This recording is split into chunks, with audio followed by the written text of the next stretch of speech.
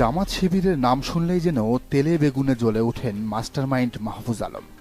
বারবার এই দল দুটি নিয়ে বিতর্কিত সব মন্তব্য করে যাচ্ছেন তথ্য উপদেষ্টা। আওয়ামী লীগ নিষিদ্ধে জামাতে ইসলামী ও ছাত্র শিবিরের ভূমিকা নিয়ে যখন প্রশংসায় পঞ্চমুখ নেটিজেনরা, তখন মাহফুজ এমন এক মন্তব্য করে বসলেন যা নিয়ে রীতিমতো তোলপাড় শুরু হয়েছে নেট দুনিয়ায়। 10 মে রাতে আওয়ামী লীগের রাজনীতি বন্ধের পর যখন চারদিকে খুশির বন্যা, জুলাইয়ের সব পক্ষের মাঝে যখন ঐক্যের সুর, তখন মাহফুজ বললেন ৭১-এর মুক্তিযুদ্ধে জামাতের ভূমিকা নিয়ে ক্ষমা চাওয়া উচিত। শুধু তাই নয়, জামাত ও শিবিরকে উদ্দেশ্য করে এও বলেছেন তারা নাকি জুলাইয়ের শক্তি মানে হাসনাত আর শারজিজদের সাথে ঢুকে ঝামেলা পাকাচ্ছে। মাহফুজ লিখেছেন, ৭১-এর প্রশ্ন মীমাংসা করতেই হবে, যুদ্ধাপরাধের সহযোগীদের ক্ষমা চাইতেই হবে, বাংলাদেশের রাজনীতি করতে হলে পাকিস্তান পন্থা বাদ দিতে হবে। পাকিস্তান এদেশে গণতা চালিয়েছে, পাকিস্তান অফিসিয়ালি ক্ষমা চাইলেও তদুপরি আবারও ক্ষমা চাইতে রাজি হলেও যুদ্ধাপরাধের সহযোগীরা এখনও ক্ষমা চায়নি। জুলাইয়ের শক্তির মধ্যে ঢুকে তারা ঝামেলা পাকাচ্ছে। জামাত শিবিরের মতো মজলুম দুটি দলকে নিয়ে মাহফুজের এমন মন্তব্যে বেজায় চটেছেন দলটির নেতাকর্মীরা। জয়নাল আবেদিন নামের একজন বলেন, মাহফুজ, তোমাকে সাবধান করে বলে দিচ্ছি, আওয়ামী লীগের সাথে আর কাউকে মিলাতে যাইও না। তুমি যুদ্ধাপরাধের সহযোগী বলতে কি বুঝাতে চাও?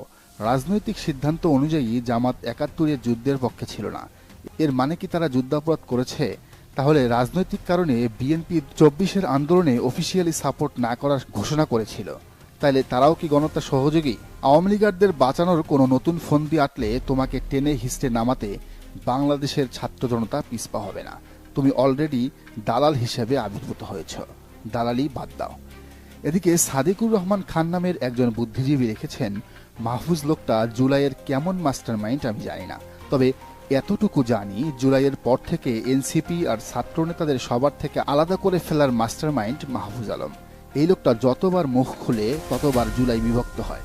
আজ যখন টানা 3 দিন ধরে জুলাইয়ের সকল পক্ষের মধ্যে একটা ঐক্য গড়ে উঠেছে, আমরা আশা করছি যে এই ঐক্যটা ধরে রেখে আওয়ামী লীগ নিষিদ্ধের বাকি ধাপগুলো পার হয়ে যেতে পারবো।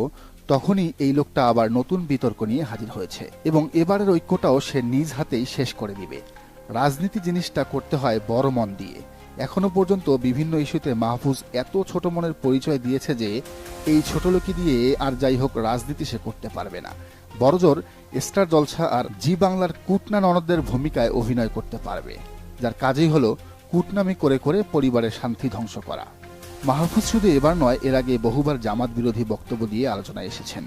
জামাত দলীয়ভাবে তার প্রতিবাদও জানিয়েছে, কিন্তু তারপরও কোনোভাবেই থামছেন না তিনি।